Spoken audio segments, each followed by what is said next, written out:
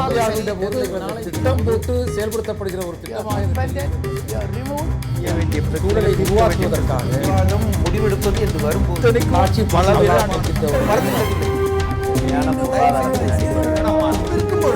எதிர்த்து பேசிட்டு வணக்கம். நேர்பட பேசு நிகழ்ச்சிக்கு உங்களை அன்போடு வரவேற்கிறோம். சென்னை வேளச்சேரியில் உள்ள ஃபீனிக்ஸ் மால் வணிக வளாகத்தில் இருக்கக்கூடிய 11 திரையரங்குகள் கைமாறிய விவகாரம் இன்றைக்கு அரசியல் தலைவர்களால், குறிப்பாக எதிர்க்கட்சிகளை சேர்ந்த தலைவர்களால் விமர்சிக்கப்படுகிறது. அந்த விமர்சனத்தில் பல்வேறு கருத்துக்கள் முன்வைக்கப்படுகின்றன. ஆட்சி அதிகாரம் தவறாக பயன்படுத்தப்பட்டிருக்கிறது என்கிற ஒரு குற்றச்சாட்டு. இது பற்றி சிபிஐ விசாரிக்க வேண்டும் என்று மார்க்சிஸ்ட் கம்யூனிஸ்ட் கட்சி, முதலமைச்சர் ஜெயலலிதா விளக்கம் தர வேண்டும் என்று திமுக தலைவர் கருணாநிதி கேட்பது என்று எதிர்க்கட்சிகள் இதில் பல்வேறு கோரிக்கைகளை, விமர்சனங்களை வைத்துக் கொண்டிருக்கிறார்கள். எதிர்க்கட்சிகள் கோருவது சரியா? எதிர்க்கட்சிகள் முன்வைக்கக்கூடிய அந்த விமர்சனம் என்பது ஆய்வுக்குரியதா, அர்த்தமற்றதா? நம்மோடு இந்த அமர்வில் இந்திய குடியரசுக் கட்சியின் சட்டமன்ற உறுப்பினர் திரு சேக்கு தமிழரசன், திமுகவின் வழக்கறிஞர் திரு கண்ணதாசன், அரசியல் விமர்சகர் திரு சுமந்த் சி ராமன், இந்திய கம்யூனிஸ்ட் கட்சியின் திரு லெனின். வணக்கம். இந்த பிரச்சனையில் ஒரு நிறுவனம் கைமாறி இருக்கிறது, அல்லது ஒரு ஆங்கில பத்திரிகையில் சொன்னதைப் போல ஒரு முக்கியமான இடத்தில் இருக்கக்கூடிய ஒரு நிறுவனம் இன்னொரு தரப்பினரால் வாங்கப்படுகிறது. அந்த வாங்கக்கூடிய தரப்பினர் ஆட்சி அதிகாரத்தில் இருப்பவர்களுக்கு வேண்டியவர்கள் என்பதனாலேயே இது சர்ச்சையாக்கப்படுகிறதா? இல்லை, அதாவது நீங்கள் உங்களுக்கு ஒரு சின்ன உதாரணத்தை சொன்னால் சரியாக விளங்கும் என்று நான் நினைக்கிறேன். இப்போது அந்த அந்நிய முதலீட்டார் மாநாடு நடந்தது. அதில் வெளிவந்த செய்தி என்ன? 15 நாட்களுக்குள் எல்லா நிறுவனங்களுக்கும் எல்லா விதமான இதையும் நாங்கள் செய்து முடிப்போம், நோ அப்ஜெக்ஷன் சர்டிஃபிகேட் வரலையும் கொடுத்து உடனடியாக தொழில் துவங்குவதற்கும் முயற்சி எடுப்போம். இந்த மால் கட்டப்பட்டு ஓராண்டு காலம் இழுத்தடிப்பு வேலை என்ன? அண்டி இன்ஃப்ளூயன்ஸ் என்று தான் நான் சொல்கிறேன். ரொம்ப அதிகாரத்தை துஷ்பிரயோகம் பண்ணி காலதாமதம் செய்து தனக்கு ஏதுவாக தன்னுடைய நிறுவனத்தை தன்னுடைய வேண்டியவர்களுடைய நிறுவனம் என்று பெயரால் சொல்லி அது விலைக்கு வாங்குகிற ஒரு தன்மைக்கு போய் தான் அது வந்திருக்கு. இது அப்பட்டமான விதிமீறல், அப்பட்டமான சொந்த சுயநலம் சார்ந்த ஒன்று என்பதில் எந்த விதமான வேறுபாடும் இல்லை. அப்போ நீங்கள் எப்படி இதை நாம் ஒரு பொத்தாம்பதுவான விஷயமாக எடுக்க முடியும்? மிக தெளிவாக இருக்கிறது. இந்த ஃபீனிக்ஸ் மால் அது துவங்கிய காலம், அது துவக்கி இவ்வளோ பெரிய கட்டடம் கட்டுறவங்க ஒரு 11 தியேட்டரை வாங்க முடியாதா? அவங்களால கட்ட முடியாதா? இதெல்லாம் வெளிப்படையாக மக்கள் பேசி கொண்டிருக்கிறார்கள். இதெல்லாம் சாதாரண விஷயம் அல்ல. ஆக இவ்வளவு பெரிய அழுத்தம் கொடுக்கப்பட்டு தலையீடுகள் இருந்து தான் இது இவ்வாறு கைமாறி இருக்கிறது. கைமாறியது என்பது கைமாறு இல்லாத கைமாறவில்லை, கைமாறுக்கு வந்துதான் கைமாறப்பட்டிருக்கிறது. எனவே இது குறித்து விசாரணை தேவை என்று எல்லோருமே வலியுறுத்தி இருக்கிறார்கள். ஒரு அரசு ஏன் இப்போ வாய்மூடி மௌனித்திருக்க வேண்டும்? எந்த ஒரு நபரும் இந்தியாவில் தொழில் செய்வதற்கு, வர்த்தகம் செய்வதற்கு அவங்களுக்கு உரிமை இருக்கிறது. அது அரசியல் சார்ந்தவர்களாக இருந்தாலும் சரி, அரசியலில் இல்லாதவர்களாக இருந்தாலும் வர்த்தகம் செய்வதற்கு உரிமை இருக்கிறது. அப்படியான ஒரு சாதாரண ஒரு வர்த்தக பரிவர்த்தனையாக இதை பார்க்க முடியாதா? நிச்சயமாக பார்க்க முடியாது. ஏன்னா அரசியல் என்று வருகிற போது, அரசியல்னு வந்துட்டாலே ஒரு பொது பணி, அது பொது சேவை. பொது சேவைக்கு நாங்கள் அரசியல் இருப்போம், இதையும் செய்வோம் என்று சொல்வதே இல்லை. இதில் என்னுடைய அதிகாரத்தை தவறாக பயன்படுத்தாமல் எப்படி இருக்க முடியும்? அதுதான் என்னுடைய கேள்வி. இல்லை, இங்கிலாந்து போன்ற நாடுகளில் கடுமையான ஊழல் இருந்தபோது 1800களிலேயே இது போன்று அரசியலிருந்து இருக்கக்கூடியவர்களுக்கு சில கட்டுப்பாடுகளை விதித்தார்கள். இல்லை, இந்த பங்குதாரர்களாக இருந்து இந்த நிறுவனத்தை, அந்த லூக்ஸ் பிராண்ட், அதை வாங்கினவங்க அப்படின்னு பார்க்குற அந்த நிறுவனத்தின் பங்குதாரர்கள் அரசியல்வாதிகள் அல்ல, ஆட்சி பொறுப்புக்கு தேர்ந்தெடுக்கப்பட்டவர்கள், அவர்கள் மக்கள் பிரதிநிதிகள் அல்ல. அவங்க எப்படி செய்கிறதுக்கு அவங்க விளக்கம் தரணும்னு கேட்பீங்க? நிச்சயமா. ஏன்னா நீங்கள் தான் சொல்கிறீங்க, ஆனால் உண்மை என்ன? அதில் வாங்கியவங்க அதே இல்லத்தில் அவங்களோடையே வசிக்கிறாங்க. 2015 வாக்காளர் பட்டியலை எடுத்தீங்கன்னா நீங்கள் சொல்லி வாங்கியவர்களும் அந்த வீட்டில் தான் வசித்து கொண்டிருக்கிறார்கள். இப்படி வசித்து கொண்டிருக்கிறவர் எனக்கு அது தொடர்பு இல்லை என்று, ஏன்னா தனி நபர்கள் தான், ஒரே வீட்டில் இருக்கலாம், ஆனால் எனக்கு தொடர்பு இல்லை என்று அரசியலில் சொல்வது நிச்சயமாக ஏற்றுக்கொள்ளக்கூடியதல்ல. இங்கே நடந்திருக்கிறது என்பது மிக மிக மோசமான ஒரு முன்னுதாரணத்தை ஏற்படுத்தியிருக்கிறது. ஏற்கனவே ஒரு சொத்து குவிப்பு வழக்கை அவர்கள் இன்னைக்கு எதிர்கொண்டிருக்கிறார்கள். அது மேல்முறையீடில் இருக்குது. 18 ஆண்டு காலம் நடந்திருக்கு. வருமானத்தை மீறிய சொத்து குவிப்பு வழக்கு நடக்கிற போதே இதுவும் வருகிறது என்று சொன்னால் நீங்கள் எச்சரிக்கையோடு இருக்க வேண்டும் அல்லவா? எனக்கு அது சம்பந்தமில்லை என்று சொல்வதே வேண்டும் என்று சொல்லக்கூடிய அல்லது ஒப்புக்கு சொல்லக்கூடிய வார்த்தையாக இருக்கிறதை தவிர உண்மை அதில் இல்லை.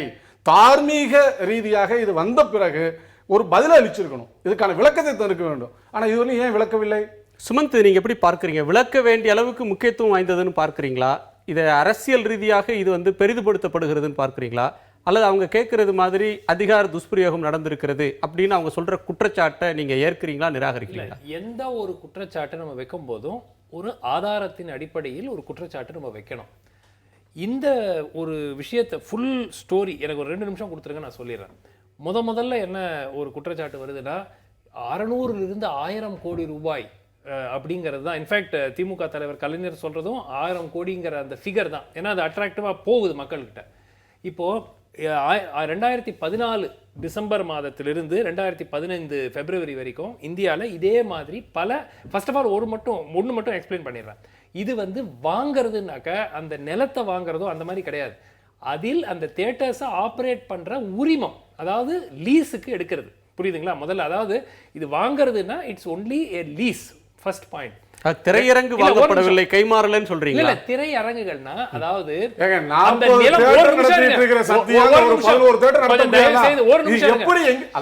இருங்க, நான் கொஞ்சம் முடிச்சிட்டேன். நீங்க பேசும்போது நான் குறுக்கிடல, ஒரு நிமிஷம். அதாவது ஃபீனிக்ஸ் கம்பெனி அந்த ப்ரோமோட் பண்றாங்களா, ஃபீனிக்ஸ் மில்ஸ், அவங்களுடைய நிலம் அது. அந்த நிலத்தில் கட்டப்பட்டிருக்கும் திரையரங்குகள். அந்த நிலத்திற்கு அவர்கள் தான் சொந்தக்காரர்கள். இப்போ இந்தியாவில் எந்த இடத்துல பெரும்பாலான இடத்துல அந்த மல்டிப்ளெக்ஸ் கொடுக்கும் பொழுது அவர்கள் ஒரு நபரை அந்த தியேட்டர் பிசினஸ்ல இருக்கிற யாராவது ஒருத்தரை கூப்பிட்டு நீங்க இதை டெவலப் பண்ணீங்க, நாங்க 20 ஆண்டு லீஸ் கொடுப்போம், 30 ஆண்டு லீஸ் கொடுப்போம் அப்படின்னு சொல்லிட்டு அவங்க என்ன பண்ணுவாங்க, குறைந்த அளவுல வாடகை. இப்போ மற்ற கடைகள்லாம் ஹெவியா வாடகை கொடுக்கொண்டிருக்கும். ஏன்னா இவங்க தியேட்டர் மக்கள் ஏன் குறைந்த வாடகை கொடுப்பாங்கன்னா அவங்களால மக்கள் அந்த மாலுக்கு வர்றாங்க. ஸோ அதனால அவங்க ஒரு அக்ரிமெண்ட்டை போட்டு இவர்கள் அவர்களுக்கு வாடகை கொடுத்து விட்டு அந்த இடத்துல தியேட்டர் நடத்துவாங்க. அதிலிருந்து அவங்க சம்பாதிக்கிறது. இதுதான் இந்த மல்டிப்ளெக்ஸ் மாடல். ஸோ ஃபர்ஸ்ட் இது நிலம் வாங்கப்பட்டதா என்றால் நிலம் வாங்கப்பட்டது இல்லை, தியேட்டர்களை நடத்தும் உரிமம். ஓகேயா? ஒன்று உரிமம்னா ஒரு நிமிஷம் லைசன்ஸ்னு வச்சுக்கோங்க, அது லீஸ்னு வச்சுக்கலாம். அது ஒரு லீஸ்னா குத்தகை ஒன்று.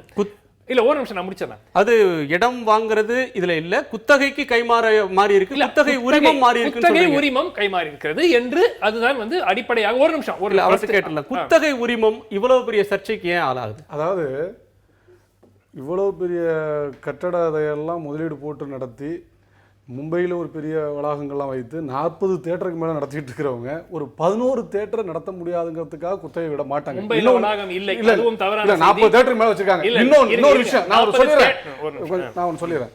2011 வரலையும் 2011 சசிகலா அதுலேருந்து வெளியேறாங்க, ஹாட்வெயில் இன்ஜினியரிங்லேருந்து வெளியேறாங்க. அப்புறம் அதுக்கு பிறகு என்ன ஆகுதுன்னா ஹாட்வெயில் இன்ஜினியரிங் 2014 ஜாஸ் சினிமான்னு வருது. இதுக்கு இடையில் அவங்களே மறுபடியும் அவங்களே அதுக்கான தலைவராக மாற்றப்படுகிறார். இதுக்கு பிறகு தான் இது வாங்கப்படுகிறது. அப்போ பணம்பழம் காக்கா உட்காந்துச்சு பணம்பழம் விழுந்தது என்பது அல்ல, இவையெல்லாம் தயாரிப்பில் இருந்து தான் அது வாங்கப்பட்டிருக்கிறது. இதற்கு இடையில ஓராண்டு காலம் அதற்கான உரிமம், அதாவது அந்த நோ அப்ஜெக்ஷன் சர்டிபிகேட் இருக்குல்ல, அது வழங்கப்படலை. ஏன்னா காவல்துறை கிட்ட இருக்குது. மாநகர இந்த நிலம் கையகப்படுத்துகிற விஷயம் இருக்கு, நில ஆக்கிரமிப்பு, அது இப்ப காவல்துறை வசமும் சென்றதனால் அவங்க இன்ஃப்ளூயன்ஸ் பண்றாங்க, அதை கொடுக்காம தடுக்கிறார்கள். இவ்வளவு விஷயங்கள் இருக்கிற போது இது குத்தகைக்கு வாங்கினோம், குத்தகைக்கு வாங்க வேண்டிய அவசியம் என்ன இவங்களுக்கு? நான் கேக்குறேன், வேற தியேட்டர் இல்லையா? குணா, ஐ திங்க் அவர் ஃபுல் ஃபேக்ட்ஸ் அவர்கிட்ட இல்ல. மெயின் திங் இதுக்கு லேண்டுக்கு சம்பந்தமே கிடையாது. லேண்ட் எந்த லேண்ட் இல்ல, நான் குத்தகை வாங்குறதே கேக்குறேன். குத்தகை வாங்க வேண்டிய அவசியம் இல்ல. there is no transfer of land. அரசியல் குடும்பம், ஒரு அரசியல் நடத்தக்கூடிய ஆட்சியாளர்கள் பொறுமையா இந்தியாவில் 4 பெரிய டிரான்சாக்ஷன்ஸ் கடைசி ஓராண்டு காலத்தில் இந்த மல்டிப்ளெக்ஸ் இல்ல இந்த 1000 கோடிங்கிற ஃபிகருக்கு எவ்வளவு ஒரு அபத்தமான ஒரு அந்த நம்பர் அப்படிங்கிறதுக்காக நான் சொல்றேன். 4 டிரான்சாக்ஷன்ஸ் ஆயிருக்கு. டிசம்பர்ல கார்னிவல் அதிகமா சின்னதான்றத நம்ம இல்ல ஆமாங்க. ஏன்னா நீங்க 1000 கோடி ரூபாய் அளவுக்கு ஊழல் நடந்திருக்கு நீங்க ஒரு குற்றச்சாட்டு வைக்கும் பொழுது இந்த கணக்கின் அடிப்படையில் இந்த என்டையர் இந்த குத்தகையில் டிரான்சாக்ஷன் நடந்திருந்தாலும் அதுவும் குத்தகையில நடந்திருக்கா எப்படி நடந்திருக்கான்னு எந்த விதமான ஒரு டாக்குமெண்ட் இதுக்கு கொண்டு வரல. இடையில அந்த இல்ல இருங்க இருங்க சத்தியத்தோட ஏதேனும் உரிமையாளர் கைது செய்யப்படுவார் கைது இல்ல ஒரு செய்யப்பட்டார். நிமிஷம் லெனின், அவர் ஒரு நிமிஷம் தலைமறைவானார். அவருடைய நண்பர்கள் என் கைது point- செய்யப்பட்டார்கள். இதெல்லாம் எதுக்கு எதை காட்டுகிறது? இல்ல, ஏதேனும் இவ்வளவு இல்ல, ஒரு செஞ்சுட்டு நீங்க நிமிஷம். அதை குத்தகைக்கு வாங்குனீங்கன்னா இல்ல என்ன நாட்டுல யார் மக்களுக்கு அறிவே இல்லை நினைக்கிறீங்களா? ஒன் செகண்ட் நான் முடிச்சறேன். ஒரு செகண்ட் நான் முடிச்சறேன். சரி, நம்ம நீங்க வந்து ஒரு ஒரு நிமிஷம் அவரோட பதில கேட்கல. ஒரு வக்கீல இந்த பாயிண்ட் மட்டும் ஒரு நிமிஷம் முடிச்சறேன். கண்ணதாசன் அவரை கடைசியில சுமந்து சொல்ற நடந்த- ஒரு முக்கியமான பாயிண்ட் வந்து நிலம் கைமாறவில்லை, சொத்து கைமாறல, குத்தகை உரிமம் கைமாறி இருக்கு. நீங்க வந்து இல்ல, ஆதாரம் கைமாறி இல்ல. இருக்காங்கிறது அதுக்கும் டாக்குமெண்ட் கிடையாது. அதுக்கு இது வரைக்கும் document. எதுவும் அது- produce அதுவும் பண்ணல. ஊகம்தான். அதுவும் ஒரு யூகம். ஊகம்தான். ஊகத்துல நீங்க எப்படி 1000 கோடி அளவுக்கானதுன்னு சொல்லி ஒரு ஃபிகர் அரைவ் பண்றீங்க அப்படின்ற ஒரு கேள்வியை திமுக சொல்லுது. அதுக்கு நோக்கின ஒரு கேள்வியை சுமந்த் முன்வைக்கிறார். அதுக்கு உங்களோட பதில். நடுநிலையாராக அவர் மிக தெளிவாக நிறைய விஷயங்கள் சொல்றாரு. அப்படி நடுநிலையாராக அவரை நான் ஏற்றுக்கிட்டு இந்த பதிலை சொல்றேன் நான். அதாவது இந்த செய்திகள் எல்லாம் இந்து நாளிதழில் வெளிவந்து அந்த செய்திகள் அடிப்படையில் தலைவர் கலைஞர் ஒரு கடிதம் எழுதுறார். இவர் சொல்றாரு கலைஞர் சொன்னார்னு. இந்து நாளிதழில் PVR இன்டர்நேஷனல் சினிமாஸ் வந்து அந்த விலைக்கு பேசுறாங்க. அந்த 11 வாங்கல. அது விலை ஜாஸ்தின்னு இல்ல சொல்லிட்டு இருங்க 40 அதான். இல்ல ஒரு நிமிஷம். மொத்தம் 51 நீங்க பேசுறது screen நான் பேசல. இல்ல, நான் பேசுவேன் நீங்க இல்ல, பேச அப்புறம் பதில் சொல்லுங்க. factually incorrect. அப்புறம் பதில் சொல்லுங்க. சரி, நீங்க பேசுறது கரெக்ட்னு சொல்ல Okay, முடியாது. okay. அதாவது அது வந்து சாதாரண திரையரங்கல்ல. இப்போ இந்த குப்பன் சுப்பன் பார்க்கக்கூடிய திரையரங்கம் கிடையாது. மிக லக்ஸுரியஸ் ஆடம்பர திரையரங்கம் அது. அந்த ஆடம்பர திரையரங்களை வாங்கி நடத்துவது என்பது யாரால முடியும்? இது இன்னொரு சிறப்பான செய்தி பார்த்தீங்கன்னா, அதனுடைய உரிமையாளர்கள் சோரூப் ரெட்டியும் சுஜய் ஆனந்த் ரெட்டியும் வழக்கில் சேர்க்கப்படுறாங்க. அதாவது நில அபகரிப்பு இந்த பேச்சுவார்த்தை நடக்கும் பொழுது உடனே இந்த சுஜய் ஆனந்த் ரெட்டியை அரெஸ்ட் பண்ணி உள்ளே போடுறாங்க. சோரூப் ரெட்டியை தனியாக பார்த்து பேசுகிறாங்க. இது வந்து இன்னார் வாங்க விரும்புகிறாங்க, நீங்கள் அதை கொடுத்துட்டா நல்லதுன்னு. இது 27/9/2014 அன்று பெங்களூரு நீதிமன்றத்தில் தீர்ப்பு வருவதற்கு 2 மாதங்களுக்கு முன்பாக ஜூலை மாதத்தில் இந்த பரிமாற்றம் நடைபெறுகிறது. அதுவும் இந்த இவங்க சொல்கிறாங்க எது என்ன நடந்ததுன்னு சொல்லிட்டு அதை தெளிவாக காலம் 4லேயே தெளிவாக இருக்குது. To carry on business as owners. இது நடத்துவதற்கு, இந்த திரையரங்கள் நடத்துவதற்கு இந்த Hard Wheels Engineering Private Limited இந்த நிறுவனம் ஏற்கனவே அந்த சொத்து குவிப்பு வழக்கிலே சேர்க்கப்பட்ட நிறுவனம், பினாமி நிறுவனம் என்று நீதிபதி குன்கா அவர்களால் தீர்ப்பளிக்கப்பட்ட நிறுவனம். இப்பொழுது அது பெயர் மாற்றப்பட்டு ஜாஸ் சினிமாஸ் என்று பெயர் மாற்றப்பட்டிருக்கிறது. அந்த ஜாஸ் சினிமாஸ் என்ற பெயர், அது வந்து குறிப்பு ஒன்று சொல்றாங்க. இந்த பெயர் சப்ஸ்டிடியூட் என்று சொல்கிறார்கள். அதில் என்ன வார்த்தைன்னு கேட்டீங்கன்னா, resolved further that whenever the name Heart Wheels Engineering Private Limited appears, the name Jaws Cinemas Private Limited is be substituted. இப்போ அந்த வழக்குல உச்சநீதிமன்றத்தில் மேல்முறையீட்டில் இருக்கக்கூடிய வழக்குல இந்த ஹார்ட் வீல்ஸ் நிறுவனமும் இருக்குது. ஆக இனிமேல் இந்த ஜாஸ் சினிமாவும் அந்த ஊழல் வழக்கிலே சேர்க்கப்படக்கூடியதான் எடுத்துக்க முடியும். இவங்க சொல்றாங்க இந்த மாதிரி வந்து குத்தகைக்கு விட்டாங்க, லீஸ் விட்டாங்கன்னு.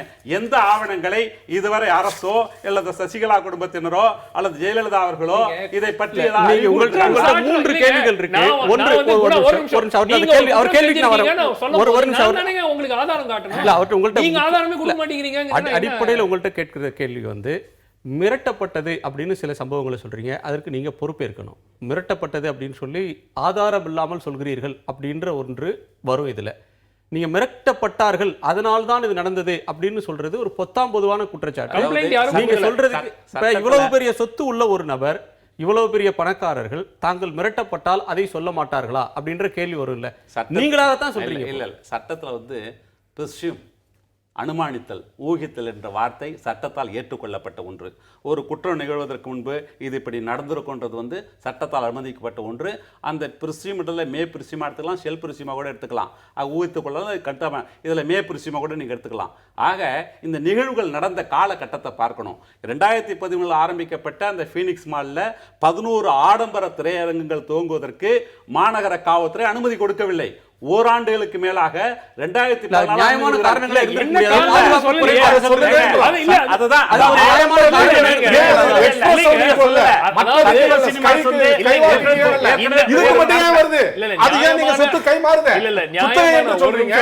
குத்தகை என்று சொல்றீங்க. ஒரு நிமிஷம் அதாங்க. இப்போ எல்லாமே வந்து இது வெறும் ஹிந்து ஆர்டிகிள்ல வந்ததுல வந்து எந்த விதமான என்ன டிரான்சாக்ஷன் போடல. ஃபர்ஸ்ட் ஆஃப் ஆல் இது வந்து லீஸா இல்லையா அக்ரிமெண்டா என்னங்கிறது இந்து ஆர்டிகிள்ல அவங்க போடல. ஒண்ணு. ரெண்டாவது வந்து ஃபீனிக்ஸ் உடைய அவங்களுடைய பிசினஸ் மாடலே வந்து லீஸ் தான் பண்ணிருக்காங்க. அவங்க சத்யம் சினிமாஸ்க்கு அவங்க லீஸ் பண்ணதுதான் அந்த அந்த அந்த ப்ராப்பர்ட்டியை. சரி, அந்த திரையரங்கத்தை ஜாஸ் சினிமாஸ் பிரைவேட் லிமிடெட் இயக்குனர்கள் யாருன்னு சொல்லுங்க. இல்ல, ஒரு நிமிஷம். ஜாஸ் சினிமாஸ் பிரைவேட் உடைய இல்லங்க, ஜாஸ் சினிமாஸ் யாரு சொல்லுங்க. இருங்க, நம்ம யார் டைரக்டர்ஸ் சொல்லுங்க. இல்லங்க, யார் டைரக்டரா இருந்தா சசிகலா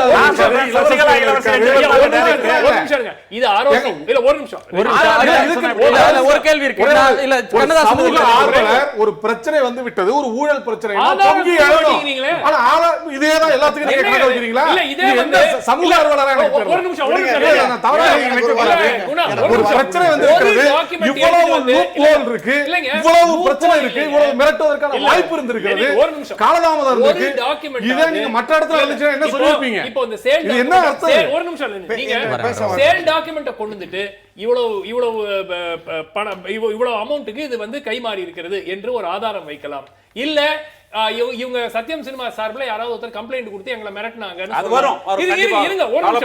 எதுவுமே இல்லாத ஒரு இன்றைய நீங்க சொல்ற அந்த கம்ப்ளைண்ட் நீங்க சொல்ற மிரட்டினாங்களா மிரட்டலையா இல்ல இது தவறான டிரான்சாக்ஷனா இல்லையாங்கிறது எனக்கு தெரியாது.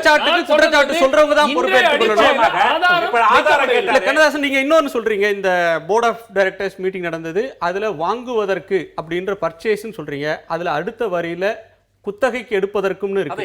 திரைப்படத்தை தயாரிக்கிற தொழிலும் ஈடுபடலாம், திரைய விநியோகத்திலும் ஈடுபடலாம், குத்தகைக்கு எடுத்து நடத்துவதற்கும் ஈடுபடலாம்ன்ற ஷரத்துகள்லாம் இருக்கு.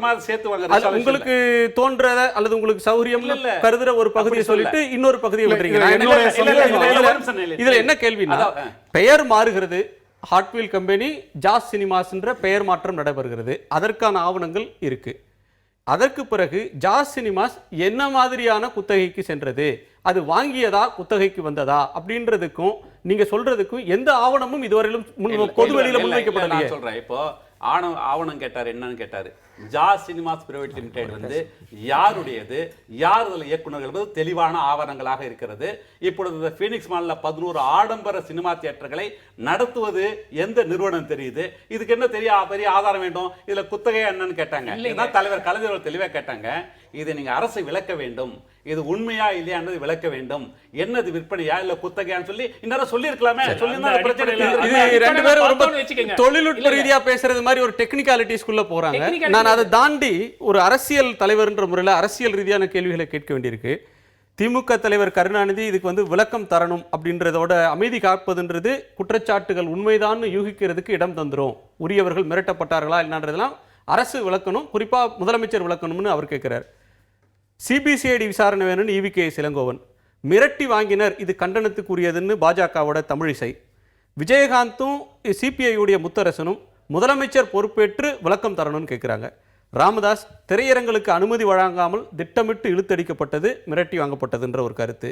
வைகோவும் ஜி ராமகிருஷ்ணனும் இன்னொரு படி மேலே போய் சிபிஐ விசாரணை வேணும் அப்படின்ற அளவுக்கு சொல்கிறாங்க.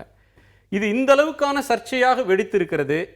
எதிர்க்கட்சிகள் தரப்பில் பேசப்படுகிறது, ஆளும் தரப்பில் பதில் இல்லை. அப்படின்றத எப்படி நம்ம புரிஞ்சுக்கிறது? கடலில் விழுந்து தவிக்கிறவனுக்கு எப்படியாவது கரை சேர்றதுக்கு கட்டையாக இருந்தாலும் சரி கரடியாக இருந்தாலும் சரி போய் அவன் கட்டி பிடிப்பான் அப்படின்னு ஒரு கதை சொல்லுவாங்க. அது கட்டையா கரடியா அது எதுவாக இருந்தாலும் அதை போல் இன்றைக்கு இந்த எதிர்க்கட்சிகள் எல்லாம் ஏதோ ஒரு பெரிய அவர்களுக்கு ஒரு பெரிய துருப்பு சீட்டு கிடைத்து விட்டதை போல துள்ளி குதித்து கொண்டிருக்கிறார்கள். இது முழுக்க ஆதாரமற்ற கற்பனையான குற்றச்சாட்டு. முதலமைச்சருக்கும் இதற்கும் என்ன தொடர்பு இருக்கிறது? முதலமைச்சருக்கு எதற்கு ஏன் பதில் சொல்ல வேண்டும்? இப்ப நான் வந்து முழுக்க பேச விடுங்க, 3 பேர் பேசினாங்க. கம்யூனிஸ்ட் தோழர் ரொம்ப கற்பனையா இவராகவே இது மிரட்டி இருக்கலாம், இப்படி இருந்திருக்கலாம், அப்படி இருந்திருக்கலாம், ஏதோ கற்பனா சோசலிசவாதிகள்னு சொல்லுவாங்க. அந்த வார்த்தையை தான் அவங்க தான் அடிக்கடி பயன்படுத்துவாங்க. அதே போல ஒரு கற்பனா சோசலிசவாதியை போல இவர் ஏகப்பட்ட கற்பனையோடு இப்படி நடந்திருக்க கூடாதா, அப்படி நடந்திருக்க கூடாதா, ஏன் தாமதம், மிரட்டி இருப்பார்களா என்றெல்லாம். முதல்ல நான் கேட்குறேன், யாருக்கு நீங்கள் சொன்னீங்களே தொழில் செய்வதற்கு யாருக்கும் உரிமை இருக்கிறதுன்னு, இதை மேற்கு வங்கத்தில் முதலமைச்சராக இருந்த ஜோதிபாசே சொன்னார்.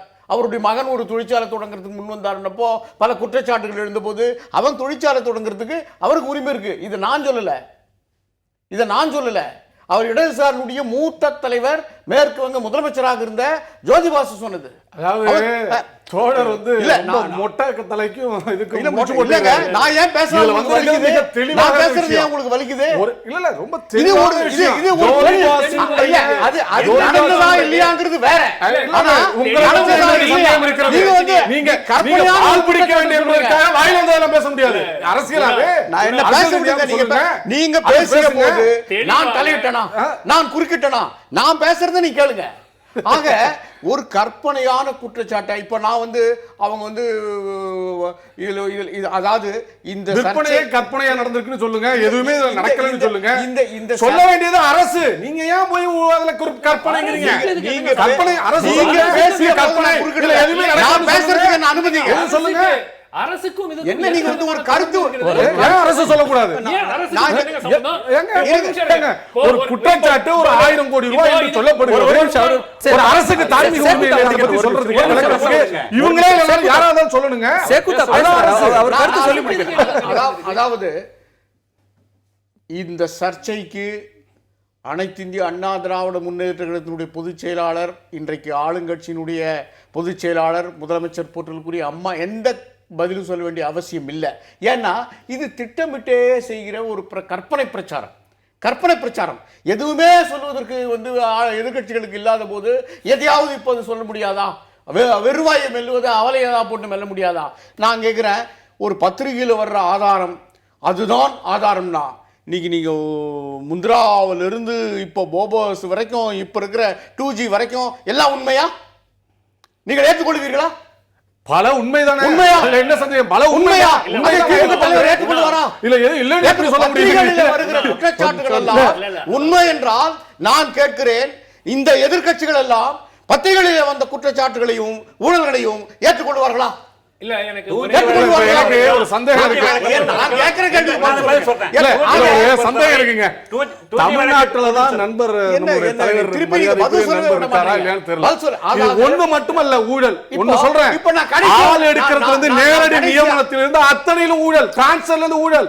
என்னமோ தமிழ்நாட்டுல எதுவுமே நடக்காத மாதிரியும் இங்க இது ஓடிட்டு இருக்கிற மாதிரியும் பேசிக் கொண்டிருப்பது மூடி மறைக்கிற வேலையை இவர்கள் செய்கிறார்கள். அதான் உண்மை. திரு கண்ணதாசன், இதில் எதிர்க்கட்சிகள் எல்லா கட்சிகளும் கருத்து சொன்னாலும் கூட திரு சேக்கு தமிழரசன் அவர்கள் முன்வைக்கிற ஒரு எதிர்வாதம் என்பது இதில் அரசு தரப்பில் விளக்கம் தருவதற்கு எதுவும் இல்லை, இவை ஆதாரமற்றவை.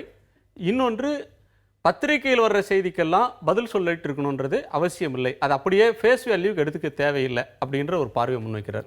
நீங்கள் எந்த ஆதாரத்தின் அடிப்படையில் சொல்கிறீங்க? அதாவது மரியாதைக்குரிய சட்டமன்ற உறுப்பினர் சொன்னார் 2G வழக்கை பற்றி எல்லாம் ஏற்றுக்கிறீங்களா. இன்று கூட தலைவர் கலைஞர் ஒரு கேள்வி கேட்கப்பட்ட பொழுது, ஒரு பத்திரிகை கேட்கப்பொழுது 2G வழக்கை பற்றி பொழுது அது ஒரு பிரிசம்டிவ் லாஸ் என்று சொல்கிறார்கள், அதை வந்து வழக்கு சந்தித்துக் கொள்வார் என்று சொன்னார். ஆக பதில் சொல்லாமல் இல்லை. எந்த ஒரு குற்றச்சாட்டு என்றாலும் அதில் பதில் சொல்ல வேண்டுவது ஒரு அரசியல் தலைவருடைய கடமை. ஆனால் இப்பொழுது முதலமைச்சராக இருப்பவர் ஏன் அவர் நோக்கி இதை கேள்வி கேட்குறான்னு கேட்டிங்கன்னா, அவருடன் வழக்கை சந்தித்தவர், அந்த வழக்கில் தண்டிக்கப்பட்டு இன்னும் மேல்முறையீட்டில் இருப்பவர், அவர் சார்ந்திருக்கக்கூடிய நிறுவனங்கள் அவருடைய பினாமி நிறுவனங்கள் என்று குன்காத்தீர்ப்பில் ஏற்பட்டு அது இப்பொழுது மேல்முறையீட்டில் இருக்கிறது. இல்ல முடிக்கிறேன். இல்ல நான் மேல்முறையீட்டில் இருக்கிறது. அதுக்கப்புறம் இல்ல நான் சொல்ல வரேன். ஒரு வழக்கறிஞருக்கு தெரியும் இறுதி தீர்ப்பு வச்சிட்டு தான் பேசணும். நீங்க கீழமை நீதிமன்றத்தில் வந்து தீர்ப்பு பேசக்கூடாது. அதற்கு மேல உயர் நீதிமன்றத்தில் பேசவே இல்லை. மற்றவங்களை பேசக்கூடாது. பேச பதில் விடுங்க. பேசுங்க பேசுங்க. இப்போ ஹார்ட்வீல்ஸ் இன்ஜினியரிங் நிறுவனம் வந்து அங்கே மேல்முறையீட்டில் உச்ச நீதிமன்றத்தில் இருக்குது. அது வந்து இனிமேல் வந்து ஜாஸ் சினிமாஸ் பிரைவேட் லிமிடெட் என்று சொல்லப்படும் சூழ்நிலையில் அந்த வழக்கு நிச்சயமாக வரும். ஆக தன்னுடன் இருப்பவர்கள், தன்னுடன் சேர்ந்து வாழ்பவர்கள், இவர்களை பற்றி ஒரு குற்றச்சாட்டு வரும்பொழுது, அதுவும் குறிப்பாக இந்த சூழல், அந்த ஆடம்பர திரையரங்குகளை ஒரு நண்பர் சொன்னார், நடுநிலையாளராக சொன்னார், இந்த மாதிரி இல்லை குத்தகை தான் அது கீழே நிலத்தெல்லாம் வாங்கலான்னு. அப்பார்ட்மெண்ட்லாம் வாங்கும்போது நிலத்தோட சேர்த்து வாங்குவாங்க. அதே போலதான் நிறுவனங்கள்லாம் அதே போலதான் அந்த இது குத்தகை என்று சொன்னாலும் கூட அது குத்தகையான அவராலும் சொல்ல முடியாது, யாராலும் இப்ப சொல்ல முடியாது, நாங்க வாங்கினதா கூட சொல்ல முடியல. இந்த குற்றச்சாட்டுகள் எழுந்திருக்கின்றன. முதல்வருடன் கூட இருப்பவர்கள், கூட வழக்கை சந்தித்தவர்கள், இப்படிப்பட்ட சூழலில் முதலமைச்சர் இது குறித்து தன்னுடைய நிலையை விளக்க கடமைப்பட்டவர் என்ற அறிக்கைக்கு நாங்க பதிலே சொல்ல அவசியம் இல்லை என்பது எதேச்சாதிகார போக்கு தான். 1000 ரூபாய் மக்களுக்கு கொடுத்துட்டு 1000 கோடி ரூபாய் அளவுக்கு வந்து சொத்துக்களை வாங்கி குவிக்கலாம் ஒரு மனப்பான்மை மிக மோசமான மனப்பான்மை. கூட முதல்ல இல்ல இப்ப ரெண்டு தரப்புல யாரோ நீங்களே முடிவு நான் ஒரு நொடி இப்ப வந்து நீங்க வந்து மேலெழுந்த வாரியா நீங்களே யூகம் செஞ்சுக்கிட்டு ஒரு குற்றச்சாட்டை சொல்கிறீங்க. அவங்க வந்து முதலமைச்சருக்கு வேண்டியவர்கள் இப்படியெல்லாம் வந்து இதில் தொடர்புள்ளவர்கள் நீங்கள் சொல்கிறீங்க. இப்போ நான் அதே மாதிரி வந்து நீங்கள் வந்து ஒரு வழக்கறிஞர், நான் வழக்கறிஞர் இல்லை, நானும் வந்து ஒரு சாதாரண மனிதனாக ஒரு கேள்வி எழுப்பினா, ஆஹா இது முரசொலிக்கும் இன்னொரு எந்த இதழ் இது வந்திருக்கோ அந்த இதழுக்கும் உறவினர் இருக்கு, அரசியல் தொடர்பு இருக்கு, வேற நெருக்கமான தொடர்புகள் இருக்கு. அதனால அரசியல் தேர்தல் வருகிற காலத்தில் வேண்டும்னே திட்டமிட்டு இதை வந்து அவர்கள் முன்வைக்கிறாங்க. ஒரு கற்பனையான குற்றச்சாட்டை, வேண்டும் என்று திரித்து சொல்லப்படுகிற ஒரு குற்றச்சாட்டை, ஆதாரமற்ற குற்றச்சாட்டை, சட்டத்துக்கு முரணான ஒரு குற்றச்சாட்டை முன்வைக்கிறாங்க, அரசியலாக்க முயற்சிக்கிறாங்க. அப்படி நான் சொன்னா அதை நீங்க ஒப்புப்பீங்களா? அப்படி சொன்னா மார்க்சிஸ்ட், வலது கம்யூனிஸ்ட், வைகோ அவர்கள், இந்திய கம்யூனிஸ்ட் வைகோ அவர்கள், அதே போன்ற காங்கிரஸ் தலைவர் ராமதாஸ் எல்லாம் சொல்லியிருக்காங்க. இவங்களுக்கு முரசொலிக்கு என்ன தொடர்பு இருக்கா?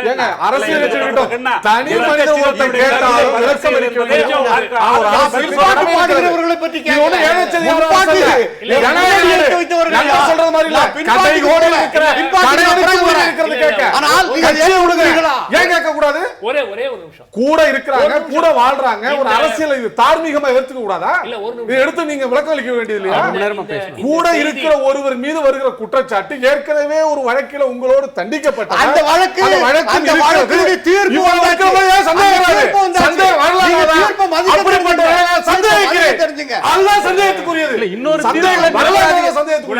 இன்னொரு தீர்ப்புல நிரபராதிகள் விடுதலை செஞ்சுட்டாங்கல்ல.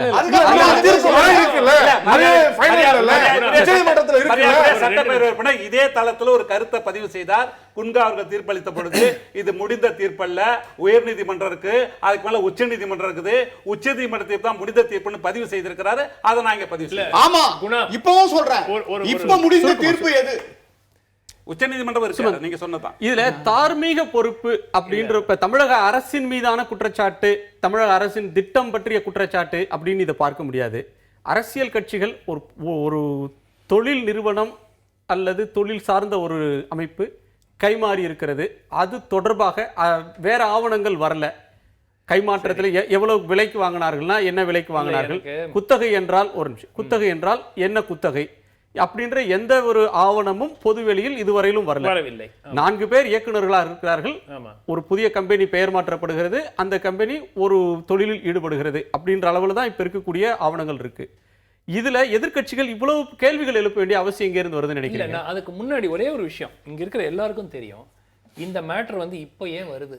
டிசம்பர் 2014 ஒரு இணையதளத்துல இது போடப்பட்ட ஒரு செய்தி. டிசம்பர் 2014 இங்க இருக்கிற எல்லாருக்கும், எல்லா அரசியல் கட்சிகளுக்கும் இதை பற்றி தெரியும். தெரிந்திருந்தால் அதை ஏன் சட்ட ரீதியாகவோ இல்ல பப்ளிக் ஃபோரத்திலேயோ இது கொண்டு வரல. டிசம்பர் 2014 இன்னும் ஒரு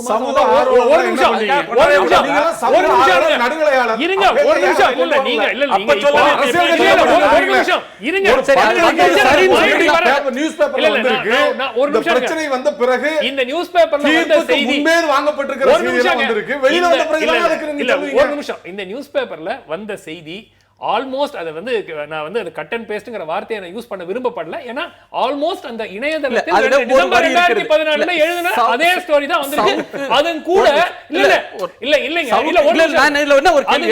ஒரு கூட டாக்குமெண்டோ ஒரு ஆதாரமோ அதுல இல்ல. 2014 அவர் என்ன போட்டாரோ அதே இப்போ கேள்வி அதுல சொல்லப்பட்டிருக்கிற செய்தி எல்லாம் மிக சரியா இல்லைங்க. சரியோ இல்லையோ உங்களை கேட்கிறது பின்னாடி இணைத்தது, பெயர் மாற்றப்பட்டது, இதெல்லாம் உண்மையா இல்லையா? சட்ட ரீதியா தப்பே கிடையாது. சட்ட ரீதியா இல்ல, ஒரு அரசியல் தலைமை சட்ட ரீதியா தப்பித்துக் கொள்கிறார்கள். இல்ல இல்ல, அரசியல் ரீதியா ஏற்கனவே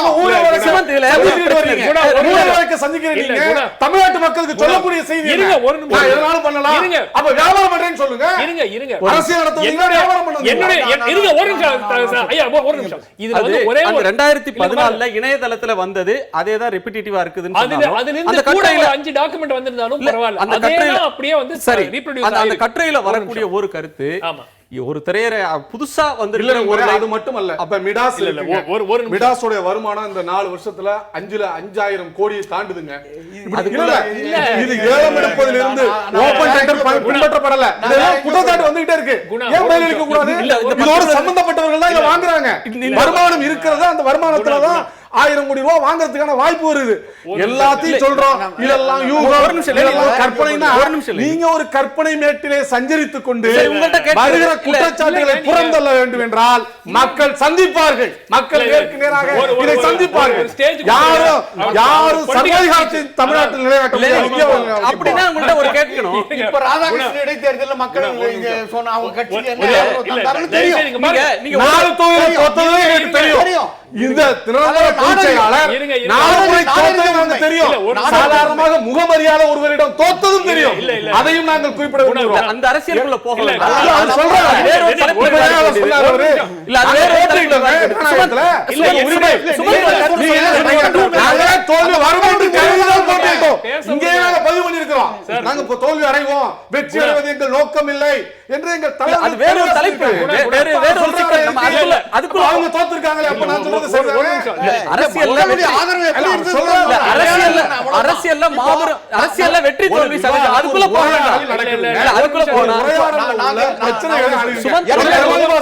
ஜோதிபாசு அரசு அவருடைய மகனுக்கு ஏதாவது நிலம் ஒதுக்கியதா, ஏதாவது வரி கட்டாத ஒதுக்கியதா சொல்ல முடியுமா? இல்ல ஒரு நிமிஷம். அப்பழுக்கு இல்லாத ஒரு தலைவனை வம்புக்கு எடுத்து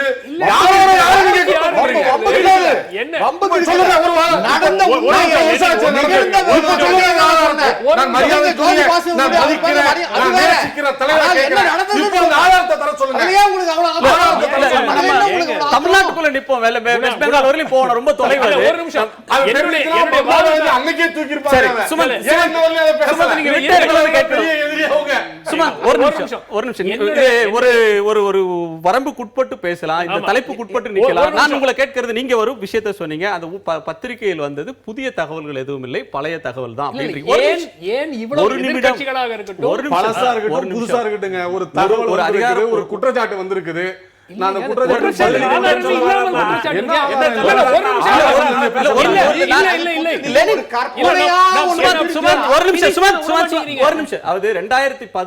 ஒரு இணையதளத்தில் இந்த செய்தி வெளியானது. அப்போது எதிர்க்கட்சிகள் அமைதியாக இருந்தார்கள். இப்போது ஏன் இதற்கு எதிர்வினையாற்றுறாங்கன்னு கேட்கல. நான் அதை கேட்கல. நான் என்ன சொல்றேன், புதிதாக, அதாவது சரி, அப்படியே சமூக ஆர்வலர்களுக்காக இன்னொரு கேள்வி ஏன் அப்பே காத்து இருக்கணும்னு சுமந்த் தெளிவா எனக்கு நேரடியாக பதில் சொல்லுங்க. ஒரு நிமிஷம் இல்லங்க, வெளிப்படையா சொல்லுங்க. அரசாங்கம் அறிவிங்க, இந்த சிஎம்டி அறிவிங்க. 2014ல வந்தது. இப்ப நம்ம என்ன ஒரு 2014ல ஒரு இணையத்துல வருது, அது சப்சிக்வெண்டா இப்ப அண்மை ஒரு ஆண்டு கழித்து ஒரு பத்திரிகையில வருது. அதன் மீது எதிர்க்கட்சிகள் விமர்சனத்தை முன்வைக்கிறார்கள். அந்த செய்திகள் தவறுன்னு சொல்ல வர்றீங்களா? செய்திகள் தவறு எப்படி அப்படின்னாக்கா, ரெண்டு விஷயத்தை நான் சொல்றேன். முதல்ல இந்த 600 800 கோடி 1000 கோடி அப்படிங்கிற ஃபிகர் எப்படி வந்ததுன்னா, ஒரு நிறுவனம் பிவிஆர் சினிமாஸ் ஒரு நிறுவனம், எஸ்பிஐ சினிமாஸ் என்ற நிறுவனத்தை, உங்களுக்கு 11 ஸ்கிரீன் இல்ல, கிட்டத்தட்ட 45 ஸ்கிரீன் வாங்குறதுக்கான. ஒரு நிமிஷம், அந்த செய்தி இருக்கு. இல்ல அதுதான் வந்து நீங்க சொல்றது வந்து ஜனவரி 12 2015 அன்று எகனாமிக் டைம்ஸ்ல வந்த அந்த செய்தி நீங்க சொல்றீங்க. சப்சிக்வெண்டா டீல் வாஸ் கால்ட். அது எவ்வளவு ஸ்கிரீனுக்கு? இல்ல அது வந்து 40க்கு உள்ள ஒன்று. அதுக்கு அப்புறம் அது சப்சிக்வெண்டா சிஎன்பிசில ரொம்ப அதிகம் என்று சொல்லி சிஎன்பிசில 2015 பிப்ரவரி 19ல இதை விட கூடுதலான ஒரு தொகை கூட போட்டு அதுவும் நடக்கலன்னு வருது. இப்ப அது பிரச்சனை இல்ல. எதனால நடக்கலைன்னா ஒரு முக்கிய காரணம் வந்து வேல்யூவேஷன் ரொம்ப ஹை அப்படினாங்க. இப்ப கேள்வியில வந்து முடிச்சறேன். அதுக்கு அப்புறம் ரிலையன்ஸ் உடைய பிக் சினிமாஸ் 243 ஸ்கிரீனை கார்னிவல் ஒரு கம்பெனிக்கு 700 கோடிக்கு வாங்கி இருக்காங்க. எவ்வளவு ஸ்கிரீன்? 243 ஸ்கிரீன். இப்ப 243 ஸ்கிரீன் உங்களுக்கு 700 கோடினா 11 ஸ்கிரீன் உங்களுக்கு எவ்வளவு கணக்கு போடுங்க. வழக்குங்க இல்ல வடநாட்டுல தலைமறை ஆயிட்டாரு, ரெண்டு பேரும் கைது செய்யப்படுறாரு. அந்த இடம் வாங்கப்படுது. அந்த பத்திரிகையில வந்த செய்தி இருக்கு, அது ஹிந்துல வந்த செய்தி இருக்கு. இல்ல சுமந்த், நீங்க அந்த செய்தி படிங்க. உள்ளங்கையில பூத கண்ணாடி வச்சு தேடிட்டு இருக்காரு. அதுதான் எனக்கு வினோதமா தெரியுது. ஒரு நிமிஷம், உள்ளங்கை புண்ணுக்கு பூத கண்ணாடி வைக்க வேண்டியது. ஒரு நிமிஷம், நீங்க யாருமே தீர்ப்பு எழுத வேண்டாம். யாருமே நான் தீர்ப்பு எழுதவில்லை. யாரும் தீர்ப்பு எழுத வேண்டாம். சந்தேகங்களை வலுவான கருத்துக்களை பதிவிடுறேன். தவறு நடந்து பதிலளிக்க வேண்டிய நிலையில் அரசு இருக்கிறது. அரசு அவர் என்ன சொல்றாருன்னு கேட்க. ஒரு நிமிஷம், தவறு நடந்திருக்கலாம், நடந்தில்லாமலும் இருக்கலாம். அதை பற்றி ஆதாரங்கள் கொண்டு வந்து வைக்க வேண்டும். அதுதான் என்னுடைய வாதம். நான் வந்து யாருமே தப்பு செய்யல, யாருமே மிரட்டல, எதுவுமே மாறல நான் சொல்லல. ஆனா அதுக்கு நீங்க டாக்குமெண்டேஷன் கொண்டு வரணும். நடந்திருக்கு, குத்தகை தெரியாதுங்க, ரூபாய் கம்மியா இருக்கு. இல்ல ஆதாரமே தவறு நடந்திருக்கிறதால தான் இல்லங்க, ஆதாரமே வந்து அதிகமா இருக்கலாம். செய்யலாம் என்று ஏங்க, சொல்றாரு. ஆதாரத்தை கொண்டு வராம நீங்க வாட்டுக்கு சொன்னீங்கன்னா எப்படிங்க? இவ்வளவு ஆதாரம் இருக்கு. அதாவது என்ன என்ன ஆதாரம் சொல்றாருன்னா, இந்த பேர் மாற்றப்பட்டது, கைது பண்ணது, இதெல்லாம் பேர் என்ன மாற்றம் என்னங்க? ஒரு கைது செய்யப்பட்டது எதுக்காக? நண்பர் கைது செய்யப்பட்டது எதுக்காக? என்ன செய்தி சொல்ல வர்றாருன்னா, வீல்சேர் மாதிரி தலைவர் மாறுவதும், தலைவரை பூத்துவதும். 2014 டிசம்பர்ல சொல்ல வந்தாங்க. அது ஏன் இப்ப சொல்றாங்கன்னு ஒரு கேள்வி எழுப்பினார். திரும்ப அவரே மறுத்தாரு. அதே போல தப்பு நடக்கலனாரு, திரும்ப தப்பு நடந்திருக்கலாம். இல்லை, ஆதாரம் இல்லை. இல்லை, இல்லை, இல்லை, sorry, sorry, நான் சொல்றதை நீங்க புரிஞ்சுக்கல. ஆதாரம்,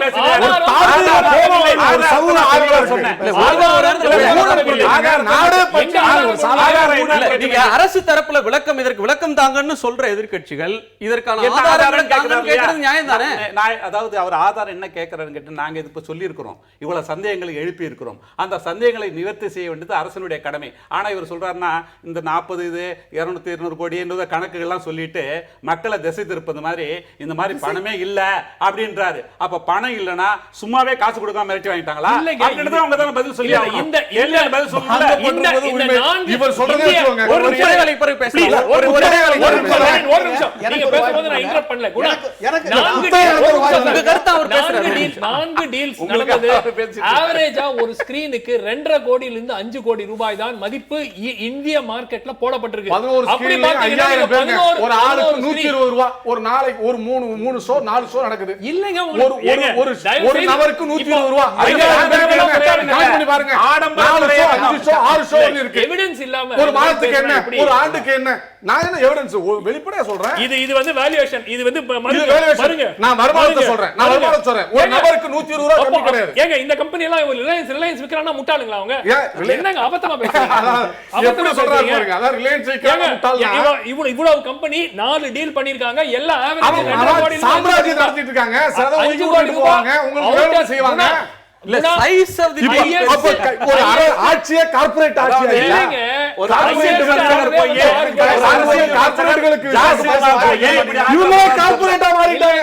அதான் சொல்றாரு. இல்ல ஒரு நிமிஷம், ஒருத்தர் கருத்தை கேட்டுட்டு அதுக்கு மாற்று கருத்து வச்சாதான் நம்ம விவாதம் பண்ண முடியும். ஒரு கருத்து 2 பேரும் ஒரே நேரத்துல பேசினா இருக்காது. நீண்ட நேரமா சேக்குத்தா குறுக்கிடுன்றாரு திரு தமிழரசன். இது தொடர்பாக காரசாரமாக அவங்க பேசிக்கொண்டாங்க. ஒருத்தர், நீங்கள் வந்து இது அடிப்படை ஆதாரம் இல்லாதது அப்படின்ற கருத்தை முன் வச்சிங்க.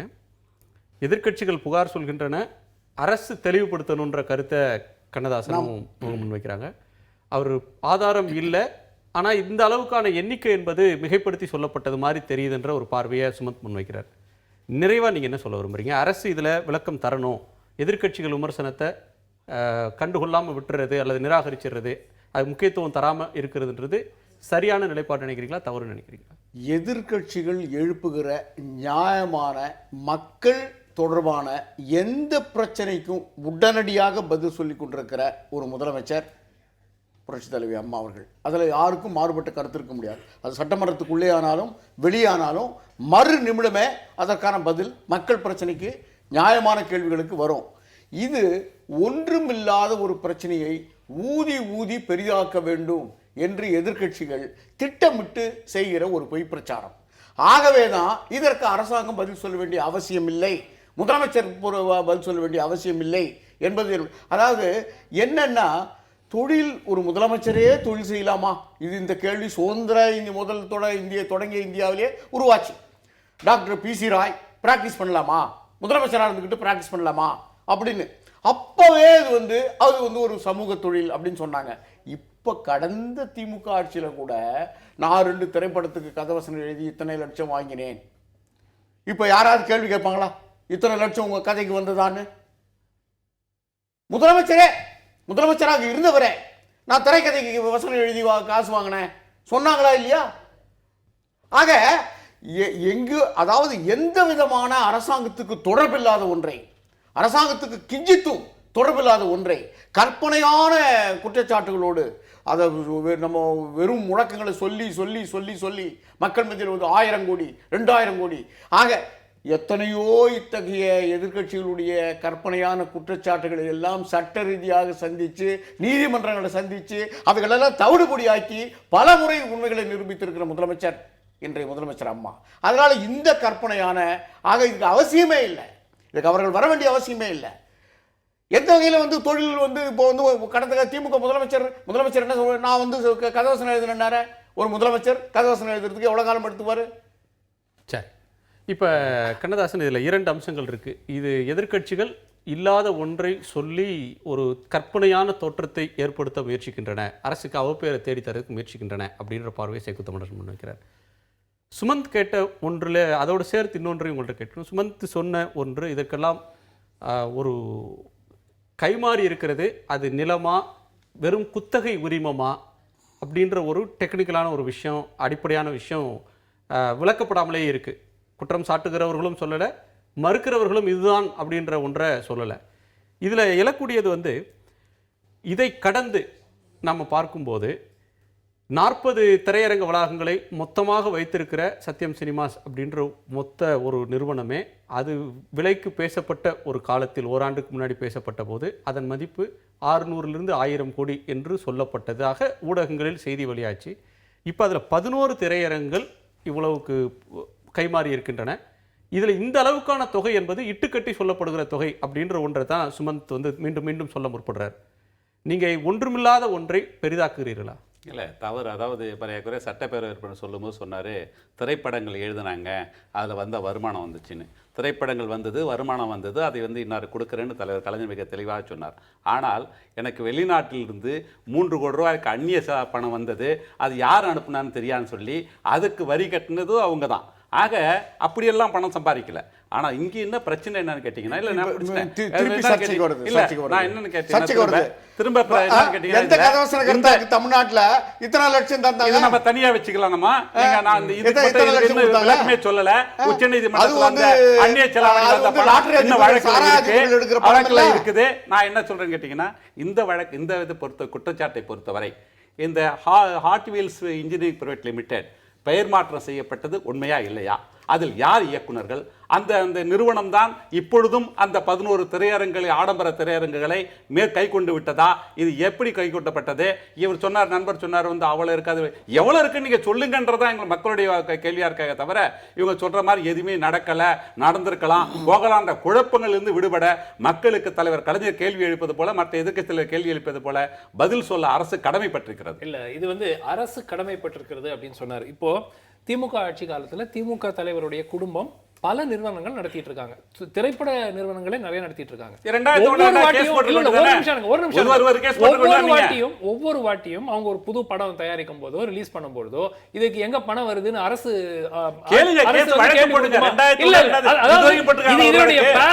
பாத்தீங்கன்னா அதை நீங்க கேட்கிற மாதிரி தான். இப்போ உங்களுக்கு ஒரு டீல்ல சந்தேகம் இருக்குன்னா நீங்க தாராளமாக நீதிமன்றத்துக்கு போய் நீங்க கேட்கலாம். இது நிதி எங்கே இருந்து வந்தது அப்படின்ற ஒன்று நீங்க படம் எடுத்ததுக்கும் வரும், இந்த இது வாங்கினதுக்கும் வரும்னா இது கேட்க வேண்டியது வருமான வரித்துறை. அவங்களுக்கு பதில் சொல்லித்தாங்க. யார்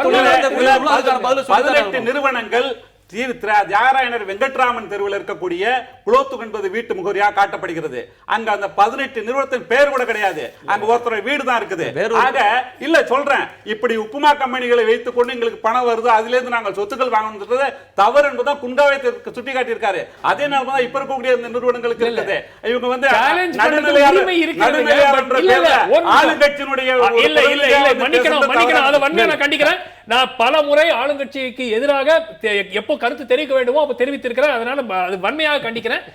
மிக முக்கியமான ஒரு விஷயம், மக்கள் சொல்றேன், எந்த ஒரு குற்றச்சாட்டு வைக்கும் போதும் ஆதாரத்துடன் வைக்கப்பட வேண்டும். இதில் தவறு நடந்திருக்கிறதா இல்லையாங்கிறது இன்னைக்கு சூழல்ல இருக்கிற ஆதாரங்களை வைத்து நம்மளால் கூற முடியாது. இந்த மற்ற திரையரங்குகள் வாங்கப்பட்ட, இந்தியாவில் வாங்கப்பட்ட விலையை வைத்துக்கொண்டு இது ஒரு 60-70 கோடி அந்த ரீஜன்ல இது கைமாறி இருக்கக்கூடிய வாய்ப்பு இருக்கிறது. அதற்கு நீங்க இன்வெஸ்டிகேஷன் பண்ணணும்னா நீங்க கேள்வி கேட்கலாம். இல்லை என்று சொன்னா இதுக்கு நீங்க மறுக்க வேண்டியிருக்கும். இதுக்கு நீங்க தான் பொறுப்பேற்றுக் கொள்ளணும். 60-70 நீங்க சொல்றது, அதாவது ஒரு திரையரங்குக்கு இல்ல குணா, ஒரு நிமிஷம், ஒரு திரையரங்குக்கு ஆவரேஜ் எல்லாமே ஊகத்தின் அடிப்படையில பேசுற ஒன்று, எந்த ஆதாரமும் இல்ல. இல்ல நீங்க சொல்ற எந்த நீங்க தான் பொறுப்பேற்று. இல்ல ஆமா, ஒரு நிமிஷம் இருங்க. பட் டெல்லி பாம்பேல ரிலையன்ஸ் 2.7 crores ஆவரேஜா ஒரு ஸ்கிரீன் வாங்குறாங்க. அப்படின்னா 30 கோடி ஒரு 11 ஸ்கிரீன். ஹையஸ்ட் லெவல்ல இன்னொரு கம்பெனி வந்து 6 கோடி கிட்டத்தட்ட கொடுத்து வாங்கியிருக்காங்க. சோ அந்த மாதிரி 66 கோடி அதே கணக்கு இல்ல அதான் 67 இல்ல நான் எதுக்கு சொல்றேன்னாக்க உங்களுக்கு நீங்க 1000 crores-ங்கிறது எங்க இருக்கு, ஒரு குற்றச்சாட்டு வைக்கிறது எங்க இருக்கு, 30 crores-ங்கிறது எங்க இருக்கு, இதுக்கு அதுக்கும் நீங்க 30 crores-க்கு எக்ஸ்பிளனேஷன் கொடுக்கணும், அது வேற விஷயம். மிகைப்படுத்தப்படுதுன்னு சொல்றீங்க. 1000 கோடி நீங்க சொல்றதுக்கு நடந்திருப்ப ஒரு முறைகேடு வருகிற போது எங்கிருந்து யார் புகார் இவ்வளவு பணம் இல்ல எவ்வளவு குறைஞ்சிருக்கு முதல்ல ஒத்துக்கிட்டாங்க. ஆனா என்ன நடக்குது, ஒரு அரசு வெறும் கற்பனை இவ்வளவு அரசியல் பிரச்சனை வருகிறது, அரசியல் வெளிப்படையாக அறிவிக்கலாமே, இல்ல என்ன நடந்திருக்குன்னு சொல்லலாமே, ஏன் சொல்லக்கூடாது? இவங்களே அரசுக்கு அதுல என்ன சம்பந்தப்பட்டிருக்கிற காரணத்தால், இவங்களோடு உடன்பிறவா சகோதரியே இதுல சம்பந்தப்பட்டிருக்கிற காரணத்தால் கட்டாயம் இதை சொல்லணும். ஏன் சந்தேகம் வரக்கூடாது ஒரு குடிமகனுக்கு? நிச்சயமாக வரும். இல்ல, அரசுக்கு ஏன்னா இதுக்கு என்ன சம்பந்தம்? இன்னைக்கு இந்த ஆடம்பர திரையரங்குகள் அத்தனையிலும் நிறைய சம்பாதிச்சிட்டு இருக்காங்க. இன்னும் சொல்ல போனா அது எப்பயுமே ஹவுஸ்ஃபுல்லா தான் இருக்குது.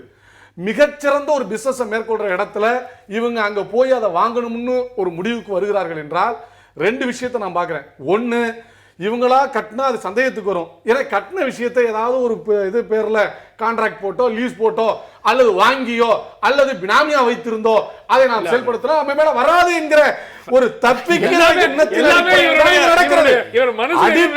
அடிப்படையோ அப்படியோ இப்படி ஆயிருக்குமோ அப்படி ஆயிருக்குமோ இதை செஞ்சிருப்பாங்களோ இல்ல இது யாருக்கு நான் கேக்குறேன், சமூக ஆர்வலர்கள் ஒரு ஊழியர்கள் ஒரு விசில்ப்ளோவர் என்ன பண்ணணும்? ரைட் இன்ஃபர்மேஷன் போட்டு கேளுங்க. ஆனா நீங்க எங்க கேக்குறீங்க? நீங்க ஆர்வமாக வர்றீங்க. டிசம்பர் உங்களுடைய தார்மீகம் இங்க உண்டாகிறது. டிசம்பர் 2014 இருக்கிற இன்ஃபர்மேஷன் இது வரைக்கும் என்ன பண்ணீங்க? ஆர்டிஐ போடுங்க. நீங்க அதுக்கு மக்கள தோங்க. ஆர்ஓசி செய்தி போடுங்க. இது ஊகத்தினால தெரிகிறது. இப்ப அவரை நம்ம செய்தி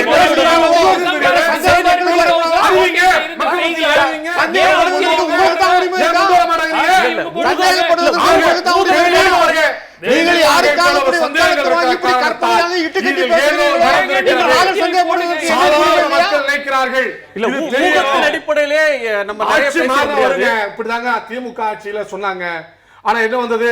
சொத்து குவிப்பு எனக்கு இதெல்லாம் வந்த போறது இந்த ஆட்சி வந்த பிறகு எல்லாம் கியூல நின்று கம்ப்ளைண்ட் வந்துச்சுல, வாங்கி எல்லாம் செஞ்சாங்கல்ல, பயந்துகிட்டு இருந்தவங்க கொடுத்தாங்களே, அதே நிலை ஏன் வராது? அவங்களுக்கு ஒன்று நடந்திருக்கிறது என்று நீங்கள் சந்தோஷப்படுகிறீர்களே, நாளை உங்களுக்கு இதே போல ஆட்சி மாற்றம் என்று வந்தால் வரமாட்டாங்களா? இல்ல நீங்க பேசுற அனைத்துக்கும் நீங்க பொறுப்பெடுத்துக்கணும். உங்கள் வருகைக்கும் கருத்து பகிர்வுக்கும் நன்றி. மீண்டும் சந்திப்போம். நன்றி, வணக்கம். என்ன இருந்தாலும் திட்டம் போட்டு செயல்படுத்தப்படுகிற ஒரு திட்டமாக சூழலை உருவாக்குவதற்காக முடிவெடுப்பது என்று வரும்போது ஆட்சி பல